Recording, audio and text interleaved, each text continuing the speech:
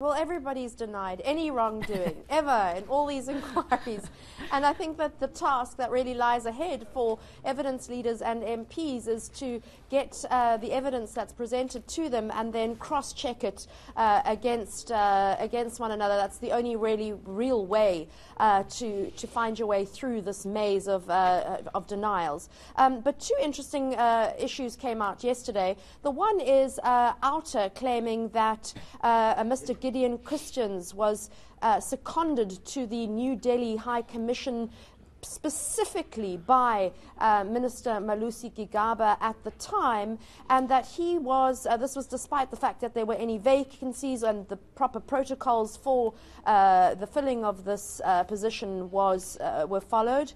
And this Mr. Christians was the direct link with the Sahara CEO, Mr. Ashu Chawla, and between the two of them they managed to get visas, work permits and naturalisation certificates for hundreds of staff members related to Gupta-linked companies. So that's the one rebuttal we're expecting from the Minister today. The second issue was from the MEC from Education and Sports, Sela Lahari, in the Northwest Province. Remember, it is under administration. But he says that Oak Bay and JIC mining representatives, who are linked to the Guptas, went to about, they claimed, 76 schools in the region, most of them around Sun City, and they said to principals, without getting approval from the Education Department, we would like all your pupils to take part in a very special drawing competition.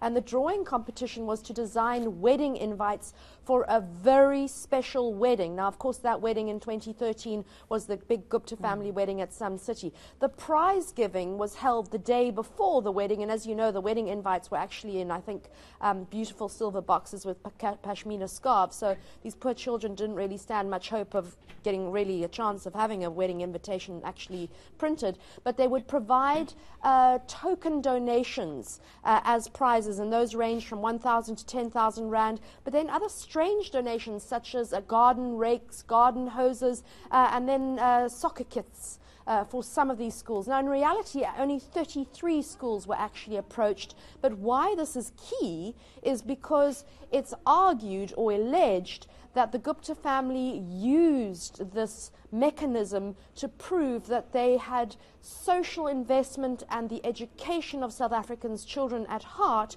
which is why their work permits, visas and naturalisation certificates should be fast-tracked. Fascinating indeed, the details, and you know, I suppose the victim list along that one and all those who were involved is going to be quite extensive, Annika. But I mean, yet again, you're probably going to have the Guptas saying, but you know, we applied for these things, who decided and how we should get this is out of our hands. So how liable are you going to hold them in this entire thing, or is it going to be completely officials on our side, on our government side? You know, the Guptas are in Dubai. I don't see them ever coming back. I don't see them ever being facing criminal charges, at least not at this stage. There's been no seemingly extradition request from South Africa. But what happens here is always the lower level officials who seem to get the blame from people in positions of high power. Now, Malusi Gigaba, the Home Affairs Minister, has got two issues to deny today. One is that he personally seconded Gideon Christians to the New Delhi South African High Commission in order to facilitate the easy process and manipulation of all these visas for all these ANN7 staff and other JIC mining staff. He's got to deny that. And then he's also got to explain why, despite Home Affairs overturning Ajay Gupta's naturalisation application because of his 4 relatives who'd not been in and out of the country at the right times and that they'd applied as a group, why he overturned that decision on appeal. It was denied in 2014. They had to reapply in 2017.